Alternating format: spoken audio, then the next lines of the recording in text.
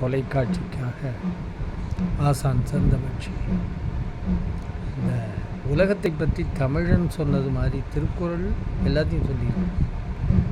சங்க இலக்கியங்களில் தமிழன் சொன்னது மாதிரி அது காதலாக இருக்கட்டும், சாதலாக இருக்கட்டும், யாரும் தொட்டு கூட பார்க்க முடியாது. ஒரு புலவன் சொல்லுகிறான், இப்பொழுது கூட ஒலித்து கொண்டிருக்கிறது என்னுடைய வீட்டுக்கு பக்கத்து வீட்டில். ஏண்டா ஒரு தெருவெளியே எடுத்துக்க, ஒரு வீட்டில் மங்கள இசை முழங்குகிறது மேளம், இன்னொரு வீட்டில் சாவு இசை, அதாவது சாவு பறை முழங்குகிறது. இந்த உலகம் இதாண்டா.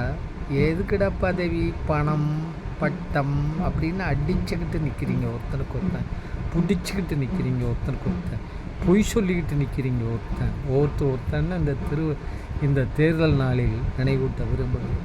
நல்லது செய்யணும், அதை சொல்கிறான் ஒரு புலவன். இது மாதிரி எவன் சொல்லியிருக்கான் உலகத்தில் சொல்லுங்கள். ஓரில் நெய்தல் கரங்க, ஓரில் ஈர்ந்தன் முழவின் பாணி ததும்ப, படை இன்னாதம்மை உலகம்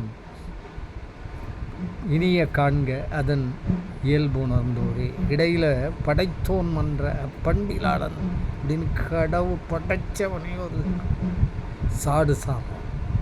ஒரு வீட்டில் சாவு பறை முழங்குகிறது, ஒரு வீட்டில் மணப்புரை முழங்குகிறது ஒரே தெருவில். இப்படிப்பட்ட ஒரு உலகத்தை படைத்தான் அந்த பண்பில்லாத பகவான். இதை ஆகவே இந்த இன்னாத உலகத்தில் இனிய காண்க அதன் இயல்பு உணர்ந்து, நல்லது செய்தல் ஆற்றீராயினும் அல்லது செய்தல் ஓம்பின். ஊரில் நெய்தல் கரங்க, ஊரில் இருந்தன் முழவின் பாணி ததும்ப, படத்தோன் மந்த பண்பிலானன் இன்னாதம்